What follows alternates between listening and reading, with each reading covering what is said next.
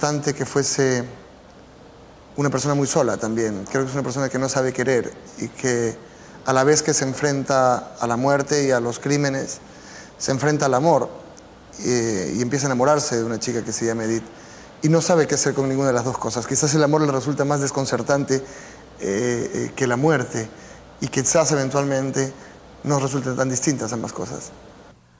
¿Por qué exige Félix Chacaltana que se le mencione por su título y sus nombres completos? Félix Chacaltana Saldívar, fiscal distrital adjunto de la provincia de Huamanga, no es una persona muy culta, como no suelen serlo muchos de los funcionarios que están en su posición. Pero le gusta cómo resuenan las palabras, le gusta cómo resuenan los títulos, le gustan las palabras de los informes policiales, los occisos, los que recepcionan el acta, los casos que se aperturan. Siempre que él puede alargar una palabra, la alarga porque le parece que eso lo hace más importante. Es provinciano. Más elegante. Es muy provinciano y le gusta, por ejemplo, un poeta peruano que se llama José Santos Chocano, que es un poeta repugnante, en mi opinión, que es de estos poetas de principios de siglo, nacionalista, pomposo, lleno de frases largas y barrocas sobre este país que es el Perú y que él elogia y celebra en sus poemas, y que es el típico poeta que los niños recitan cuando les piden un poema a la patria en el colegio, y entonces van y recitan el poema de José Santos Chocano. Y ese es el poeta que le gusta al fiscal, porque aunque el país que pinta Chocano no existe, aunque es de mentira todo lo que él describe del Perú, al fiscal ese es el país que le gusta creer que existe, ese es el país en que le gusta soñar que vive. Félix Chacaltana vive una especie de mediocridad hasta que el horror aparece. ¿Qué mediocridad es esta? ¿Qué horror la interrumpe? Salman Rushdie dice que el horror es el mayor reto para un narrador, porque queda precisamente más allá de lo que las palabras pueden expresar.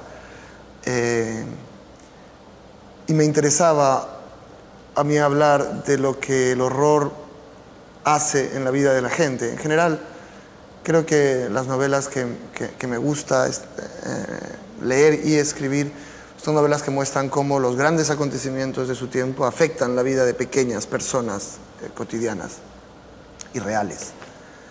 Y para Chacaltana el horror,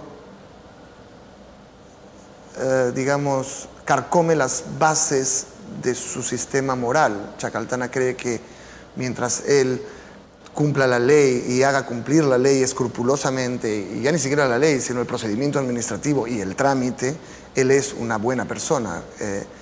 Él ha comprado esa versión de su realidad y de su conducta moral. Él ha decidido que eso es ser noble. Y conforme va descubriendo el horror, y el horror que ha hecho él mismo y gente como él y el Estado que él representa, va dejando de saber quiénes son los buenos y quiénes son los malos, y por lo tanto qué es él mismo. Y creo que conforme transcurre la historia va entregándose al horror, va dejando que el horror lo ocupe, ¿no? y entre en él, y va convirtiéndose en parte de él. ¿En qué se convierte él después de este suceso? A mí me gustan siempre dos tipos de personajes, y en lo que he escrito aparecen con frecuencia: los perdedores y los psicópatas. Los psicópatas son personas dispuestas a romper cualquier norma moral con tal de satisfacer sus apetitos individuales, aunque sean de sangre y de muerte. Los perdedores son todo lo contrario. Son gente que por no romper ninguna norma de la convivencia social no satisface ni siquiera sus necesidades emocionales básicas. Creo que todos vivimos en algún lugar al medio entre nuestros deseos individuales y las normas que nos impone la sociedad y lo que tenemos que hacer para convivir en sociedad. Yo creo que el fiscal Chacaltana empieza en un punto y termina en el otro. Empieza como un perdedor y va degenerando en un psicópata.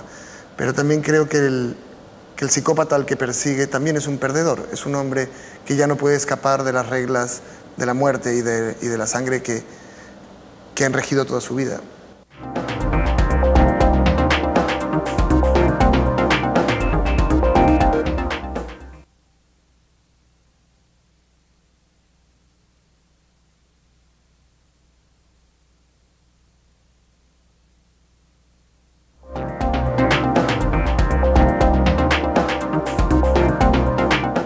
La violencia como costumbre, ¿es esto el tema de Abril Rojo? Siempre he pensado que el tema es la ambigüedad moral, pero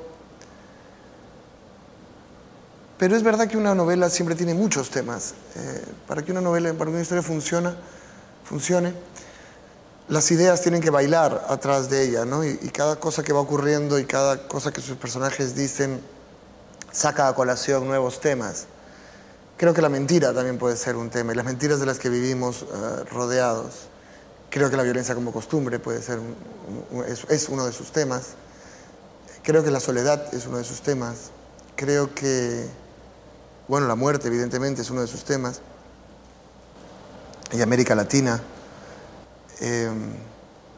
Muchos temas tiene esta novela. ¿Por qué se ha generalizado la violencia en el Perú, pero también en toda la América Latina? En este momento América Latina no es el lugar más pobre del mundo y tampoco es el más violento del mundo, pero es el más desigual. Y yo creo que mientras persistan las desigualdades va a haber un gran foco de violencia y un gran foco de inestabilidad jurídica y democrática, porque las personas no están satisfechas. Y no les puedes pedir que se aguanten. Creo que a veces me da la impresión de que en toda la discusión política latinoamericana hay unos que defienden la libertad democrática, aunque haya que acabar con la igualdad, y otros que defienden la igualdad, aunque haya que acabar con la libertad democrática. Y yo creo que una cosa es necesaria para la otra. No tendremos libertades democráticas mientras haya desigualdad, estarán amenazadas. Y tampoco tendremos igualdad mientras no haya libertades democráticas que nos permitan tomar las decisiones, ¿no? Habrá unos que tienen más poder que otros en un país sin democracia. ¿Es cierto que de niño querías ser private eye, detective privado? Cuando era niño quería ser detective privado. Luego vi un documental de oceanógrafos que se metían en una jaula entre los tiburones y decidí que yo quería ser oceanógrafo. Era el único niño de 8 años que quería ser oceanógrafo. La gente quería ser bombero o abogado. Creo que era un niño con exceso de imaginación y que finalmente nunca conseguí ser detective ni oceanógrafo, pero que como escritor soy lo que yo quiera, en realidad, al menos dentro de mi cabeza y en mis libros.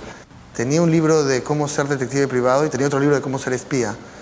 ¿Y cómo encontraste los libros?